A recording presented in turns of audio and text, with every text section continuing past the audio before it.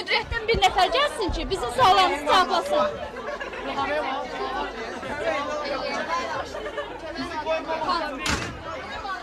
Bakı şəhərində yerləşən 275 nömrəli tam orta məktəbdə təhsil alan şagirdlərin bir hissəsinin artıq bir neçə gündür dərslərə gəlmədiyi iddia olunur. Buna səbəb 5D sinifində təhsil alan şagirdin öz sinif yoldaşlarını ölümlə hədələməsi olub. Belə ki, bu şagird öldürmək istədiyi şagirdlərin adlarını qeyd edib və siyah hazırlayıb.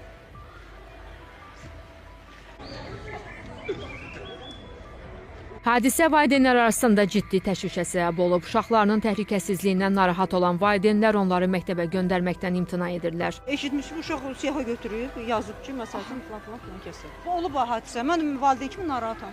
Mübaşir gətirib məsələ belə bir şey. Sonra valideynlər desin yığışıb narazılıq bildirmişlər. Bizim elə 7-ci sinifdə bax, əlinə nə gəldi uşağın başına atır.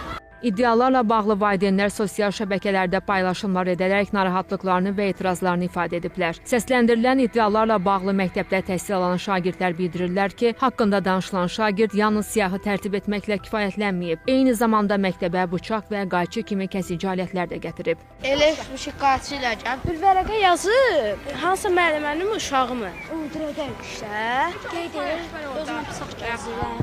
Bazen haqqında səslə danışacaq. Uşaqlarımızdan ehtiyatlı. Vərəqə yazıb ki, 5 nəfər saxlayacaq. Məsələ ilə bağlı 275 nömrəli tam orta ümumi təhsil məktəbi sorğumuza cavabında bildirdi ki, sözü gedən şagird valideyni tərəfindən daha əvvəl təhsil aldığı məktəbə geri köçürülüb. Həmçinin qeyd olunub ki, məktəb psixoloqları tərəfindən şagirdlə müvafiq profilaktik söhbətlər aparılıb. Stat 2022-ci il 16 noyabr tarixində 275 nömrəli tam orta ümumi təhsil məktəbində yerdəyişmə ilə gələn 5D sinif şagirdi valideyni tərəfindən əvvəlki məktəbinə geri qaytarılıb. Qeyd edək ki, məktəb psixoloqlarının şagirdlə apardığı işin nəticəsi olaraq müəyyən davranış tənzimlənməsi ilə bağlı fərdi mütəxəssis dəstəyi almasaq da valideynə məlumat verilmişdir. Bununla yanaşı şagird davranış qaydaları ilə əlaqədar məktəb psixoloqu tərəfindən zəruri dəstəkləyici tədbirlər həyata keçirilmişdir.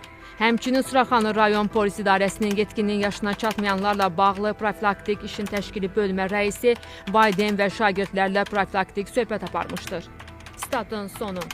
Mövzu ilə bağlı Ailə, Qadın və Uşaq Problemləri üzrə Dövlət Komitəsi ilə əlaqə saxlamağa çalışdıq. Öyrənmək istədik ki, qurum əməkdaşları sosial şəbəkələri sirkələyən iddialarla bağlı hər hansı addım atıblarmı? Haqqında danışılan şagirdin ailəsi ilə söhbət aparılıbmı? Lakin qurum əməkdaşları məsələ ilə bağlı hər hansı bir açıqlama təqdim etmədi. Qeyd edək ki, hazırda məsələ hüquq mühafizə orqanlarının nəzarətindədir. Aytən Verdiyeva, Mehriban Zakir, Xaliq Babayev, APA TV.